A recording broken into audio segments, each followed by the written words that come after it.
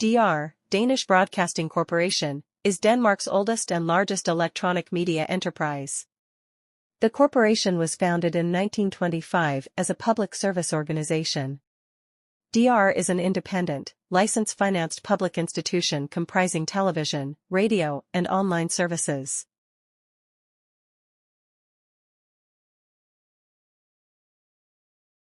The Devil in the Detail. DR's Crime Podcast. Every week, we investigate new and old criminal cases and go behind the investigation, crime and punishment.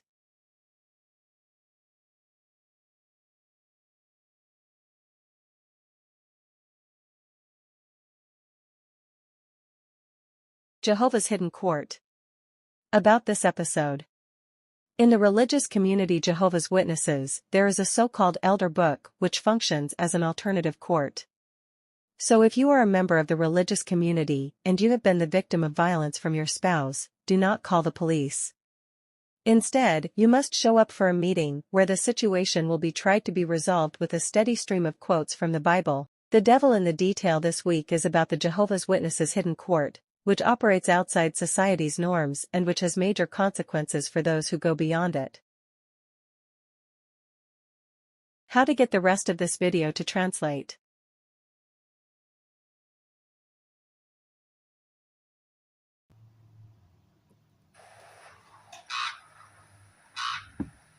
Jeg møder op på den her tomme parkeringsplads, og langsomt så begynder alle de her mennesker, der simpelthen er klædt i det fineste jakkesæt og slips, og kvinderne har lange kjoler på og fine laksko, og dukker op på den her parkeringsplads. Og så bliver jeg bare taget ekstremt godt imod.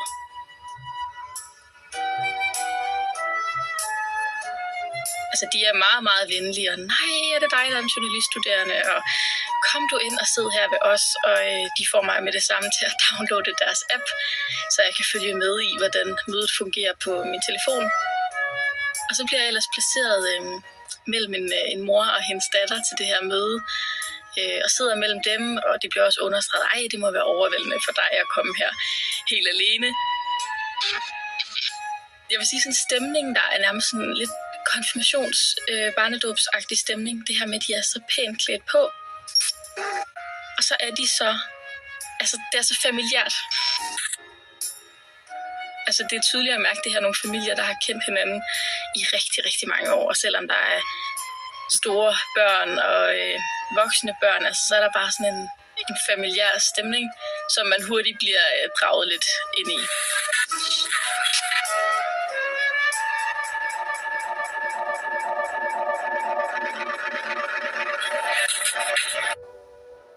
Du lytter til Djævlen i Detaljen. Mit navn er Per Lysholdt, og hende du hørte tale her hedder Alberte Linde, og hun er journalist på Ekstrabladet.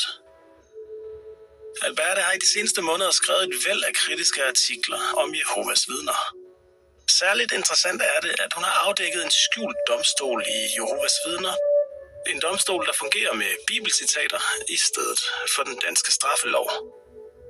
Artiklerne i Ekstrabladet har betydet, at kirkeministeren nu er gået ind i sagen. Inden vi dykker nærmere ned i den skjulte domstol, og hvordan en voldsramt kvinde i Jehovas vidner er blevet offer for den, skal vi lige tilbage til Albertes første møde med trossamfundet. Mødet, der for alvor vagt hendes interesse for Jehovas vidner. Det foregik inden Alberte var journalist på Ekstrabladet. Hun var journaliststuderende og egentlig bare ude på en simpel reportageøvelse.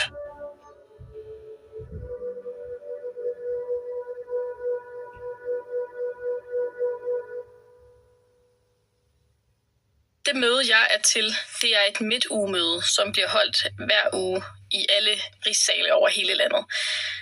Og det, der ligesom er på programmet, det er noget, der er sendt ud af det styrende råd i USA. Så det er simpelthen det samme, der er på mødet i alle menigheder over hele verden faktisk. I rigssalen, der er der meget, meget klinisk. Altså, der er ikke en krumme på gulvet. Der er gulvtæpper, og så at der er stole, og der er ikke nogen billeder eller nogen religiøse symboler. Meget, meget klinisk lokale. Sådan lidt forsamlingshusagtigt. Jeg havde forestillet mig lidt en kirke eller sådan, men det er det ikke. Nej, Jehovas vidner er meget ydmyge, så det her med at have religiøse symboler eller prale med, at man har penge for eksempel, det gør man ikke. Så det skal gerne være sådan stille og roligt og ikke for meget larm i sådan rum.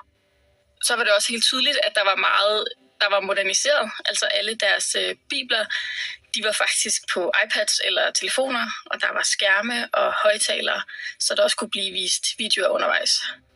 Der bliver sunget sange, der bliver bedt bøn til Jehova, og så er der mange sådan detaljer, jeg studser over. For det første, så bliver de alle sammen kaldt for bror og søster. Og så er det jo også lidt i øjenfaldende, at dem, der står op på det lille podie, nærmest sådan en scene, det er kun mænd. Og det er så dem, der hedder de ældste, der ligesom styrer slagets gang til det her møde.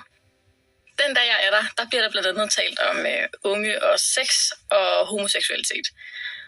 Og det kan man sige, det er jo lidt heldig uheld, at jeg lige rammer den dag, for det er jo meget stærke og konservative holdninger, de har til det.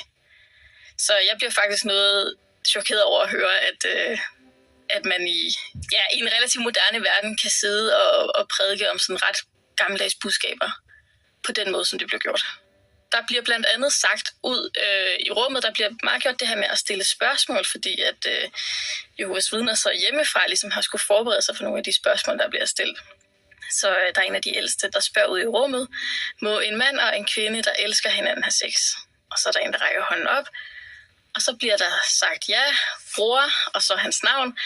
Og så skal den her unge mand så svare på spørgsmålet, og det han svarer er nej, fordi i Bibelen står der kun en mand og en kvinde, der er gift, må have sex.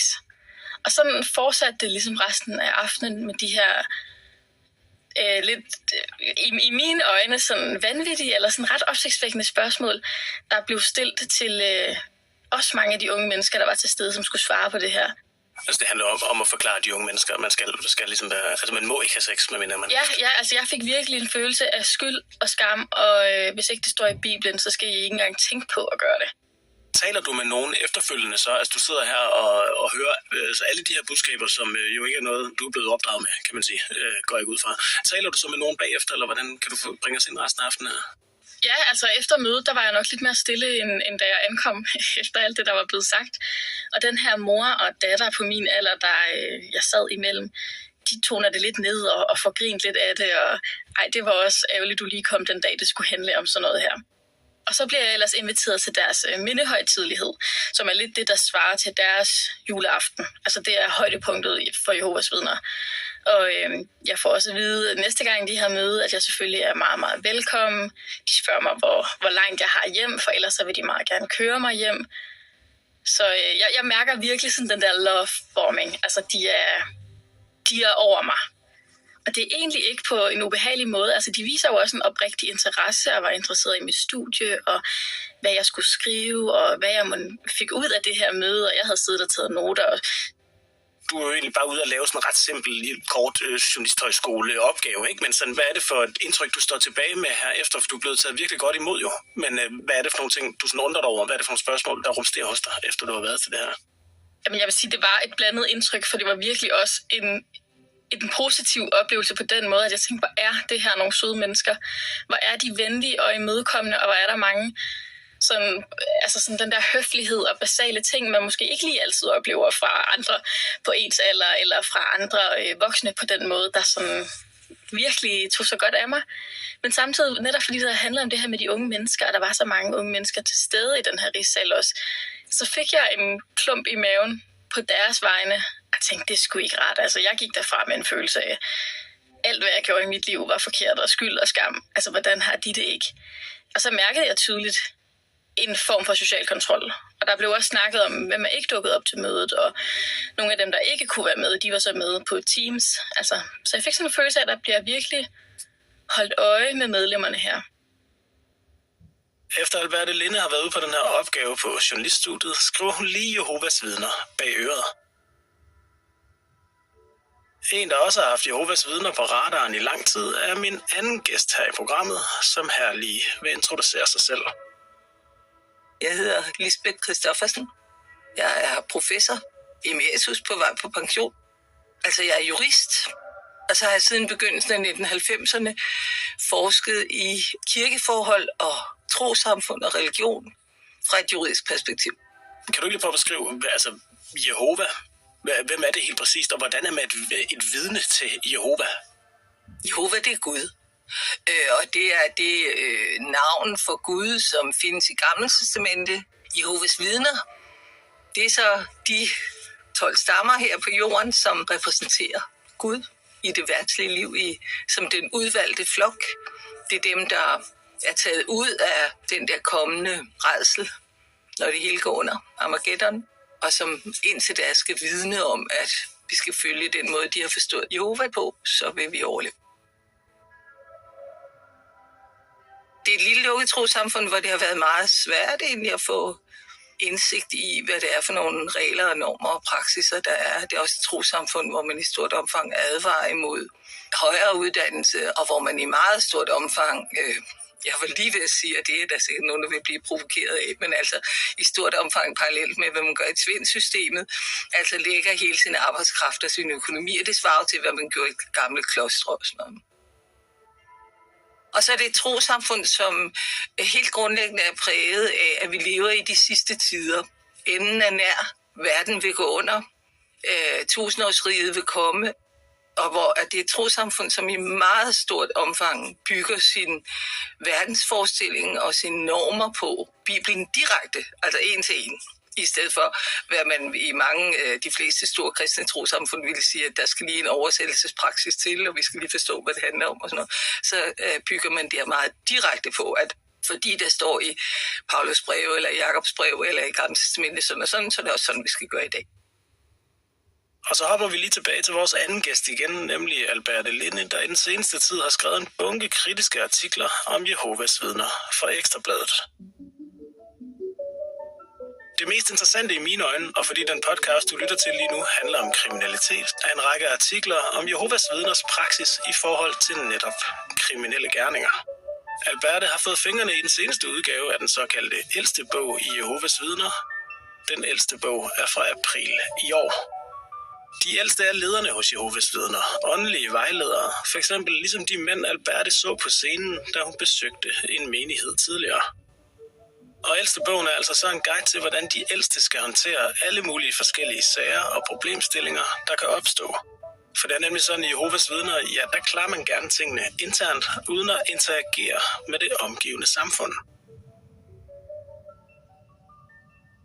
Jamen, man kan sige helt grundlæggende, så er den her ældste bog et stort regelsæt om alt lige, altså sådan fra småtingsafdelingen til helt store straffesager som vold og pædofili, som de ældste så er i besiddelse af og ligesom kan bruge som sådan en opslagsbog, hvis en af deres medlemmer i menigheden har begået det, der i deres øjne er en lovovertrædelse. Hvad er det sådan for en oplevelse, du har, når du læser den her bog?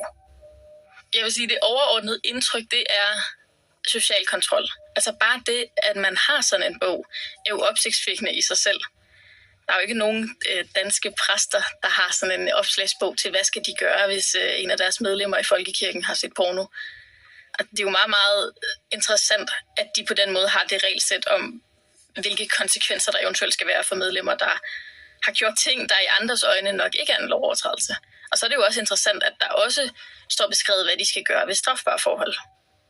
Lisbeth Christoffersen, professor i kirkeret, er meget kritisk over for den her ældste bog, og at bibelske normer står over straffeloven. Og det er jo, mener jeg, er forkert. Jeg mener, det er forkert, fordi jeg mener, at man så bruger sin religiøse magt til at undertrykke medlemmer.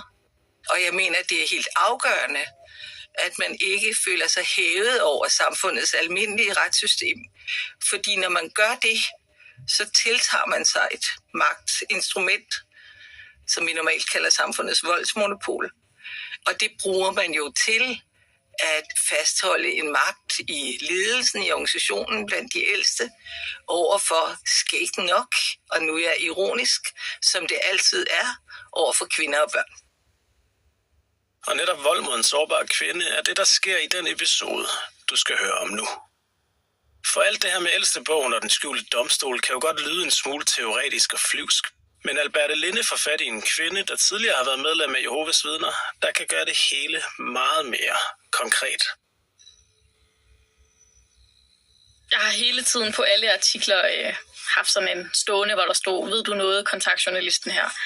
Og på den måde så fik jeg en masse tips fra forskellige kilder, der selv havde været Jehovas vidner eller kendt til Jehovas vidner.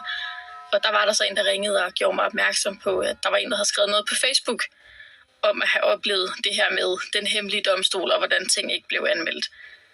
Så hende kontaktede jeg straks, og lige pludselig så stod jeg så med en kvinde, der kunne fortælle noget om det her, som man hele tiden lidt på løse rygter, og man havde ikke noget konkret, og når man læser i Ældstebunder på deres egen hjemmeside, så bliver det også lidt sådan et tolkningsspørgsmål. Men lige pludselig så fik jeg fat i en kvinde, der meget klart og tydeligt kunne fortælle, at i hendes sag i hvert fald, der blev der ikke politianmeldt noget.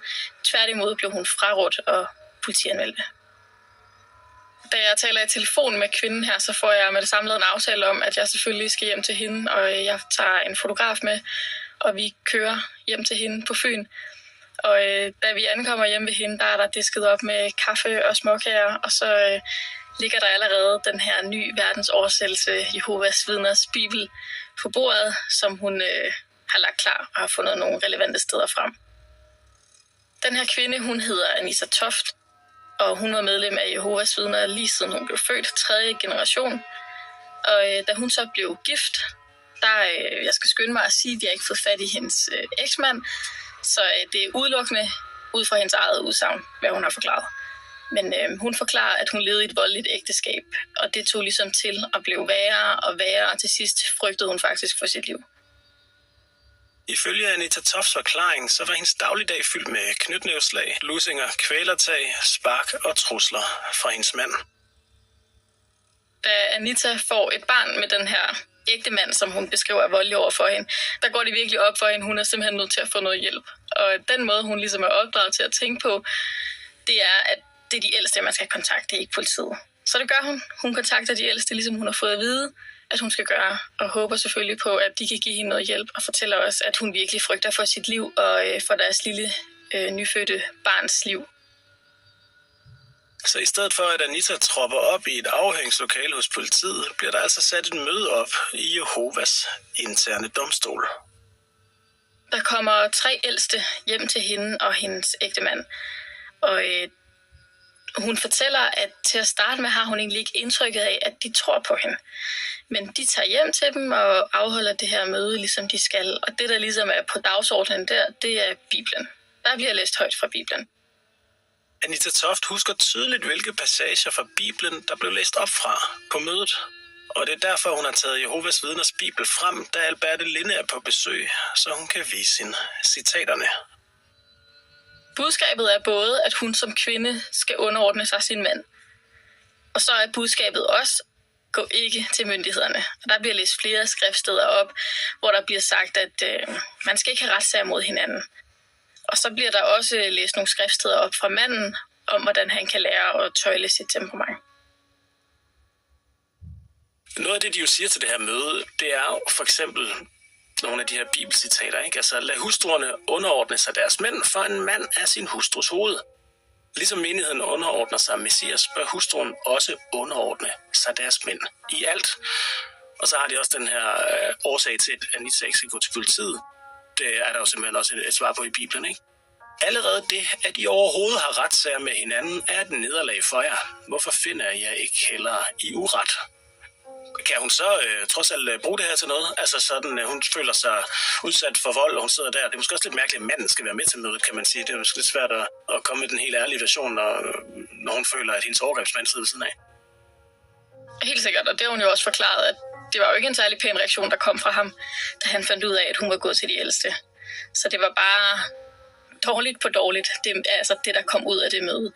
Og samtidig så forklarer hun jo også, at jamen, hun troede så dybt på det, der står i Bibelen. Og så, altså når man er født ind i Jehovas Vidner, så kender man ikke til andet. Altså det var virkelig den religion, hun troede på. Så hun prøvede jo at gøre, hvad de sagde, og tænkte, nå ja, jamen, så er det nok mig, og så er jeg nok nødt til at selvfølgelig gøre, hvad der står i Bibelen. Og det er også det, Jehova siger. Altså den der tro er så, man skal ikke undervurdere, hvor dybt indprintet den kan være i de her mennesker. Hvorfor er det, hun gerne vil fortælle sin historie? Hun har jo virkelig et inderligt ønske om, at det her skal se dagens lys. Og at folk skal vide, hvad det er, der foregår i det her ellers lidt lukkede trossamfund. Så det er jo hendes helt store ønske, og det er derfor, hun også står frem med navn og billede, og er klar på at fortælle hele hendes historie. Du har jo forelagt den her hændelse for Jehovas vidner, det kommer jeg selvfølgelig også til at gøre. Men hvad siger de egentlig til den? Altså den her, fordi de mener jo, at den her ældste bog, det er ikke et problem, og det er et tolkningsspørgsmål. Men her er der jo så en konkret historie med et konkret rigtigt menneske, der siger, at hun har været udsat for det her. Hvad siger de egentlig til den her episode? Jamen, de har skrevet til os, at de er selvfølgelig rigtig kede af det på Anitas vegne, og at der er ingen, der fortjener at blive udsat for det, hun beskriver. Men samtidig så understreger de også, at de har god erfaring med, at bibelcitater kan hjælpe, hvis man er voldelig over for en ægtefælle. Og det er jo interessant. For Anitas historie er ikke en ny historie, altså det er over 10 år siden, at det her er foregået. Så man kunne jo tænke, at man måske var kommet frem til noget andet, eller kunne skrive, det er rigtigt, vi har også ændret på proceduren, men de holder faktisk fast i, at det her med bibelcitater kan være rigtig gavnligt for folk, der er voldelige. Men at professionelt personale, som f.eks. læger og sygeplejersker, kan være en god hjælp i akutte tilfælde. Og det er jo også interessant, at de bruger det ord akutte tilfælde. Altså det kommer jo næsten til at lyde som om, at du skal være i en livstruende situation, før man kontakter for eksempel læger. Noget man også kan sige, det er jo også sådan, det er jo også Anitas eget ansvar at gå til politiet. Kan man ikke sige det? Helt sikkert. Og det er jo også det, hun ligesom har prøvet at forklare ved at sige, at det er virkelig sådan, det kan være svært for andre at forstå, men det er sådan, hun tænker. Hun tænker ikke, det er en mulighed. Hun er opdraget til gå til de ældste, have ikke kontakt med de verdslige myndigheder. Så det er virkelig sigende om, hvor dybt indprintet det her er i hende. Jeg tænker, det er et glimrende eksempel på, at man i Jehovas vidner, som i nogle muslimske grupper, som i nogle andre kristne grupper, kan have en forestilling om, at man skal bruge religiøse ord og begreber til at understøtte et voldeligt magthierarki i ægteskabet, som samfundets fælles regler forsøger på at afskaffe. Hvorfor? Det har du måske svaret på. Det er måske også lidt et dumt spørgsmål der. Der er ingen dumt spørgsmål. Nej, men der er i hvert fald noget, der tyder på, at det forholder sig sådan her i Jehovas vidner. Hvorfor er det et problem, at de har den her skjulte domstol, og at de klarer tingene internt? Altså man kan jo sige, at den kvinde, som du talte om før, der stod frem i Ekstrabladet, hun kunne bare selv have gået til politiet, hun kunne bare selv have rejst en sag, hvad er problemet? Hun er vel et voksen menneske. Og forudsætningen for, at det er et retligt problem, er en vurdering af, om hun er i et sådan afhængighedsforhold, så det ikke er muligt for hende at gå til domstolen eller gå til politiet osv. Og der, hvor problemet opstår, det er, at lukketheden og den udstrakte brug af religiøse normer til at fastholde hende i det voldelige ægteskab i sig selv skaber den situation, som hun ikke kan bryde ud af. Og det medvirker religionens ledelse til. Jeg kan ikke vurdere, fordi jeg ikke er strafferetsekspert, jeg kan ikke vurdere, om straffelovgivningen i dag har regler, der er stærke nok til at skabe en beskyttelse for hende, altså stærke nok til at skabe en forpligtelse for menighedens ledelse til at gå til domstolen i den konkrete situation, som du nævner. Jeg synes, at straffeloven er en smule uklar på det punkt. Det vi i gamle dage kaldte samaritanerparagrafen, altså at vi har pligt til som den barmhjertige samaritaner at hjælpe en, der ligger nødlidende ved vejen. Og det er jo det, hun gør. Hun ligger nødlidende ved vejen, ikke? Og ledelsen i Jehovas vidner ser det og får det at vide. Men i stedet for at hjælpe hende til at få et bedre ægteskab, som ikke er præget af vold og underkastelse, så siger de, at hun skal underkaste sig volden endnu mere. Ikke? Det vil jeg opfatte som, at hvis jeg har forstået straffeloven rigtigt, så skulle de i stedet have anmeldt ham til politiet.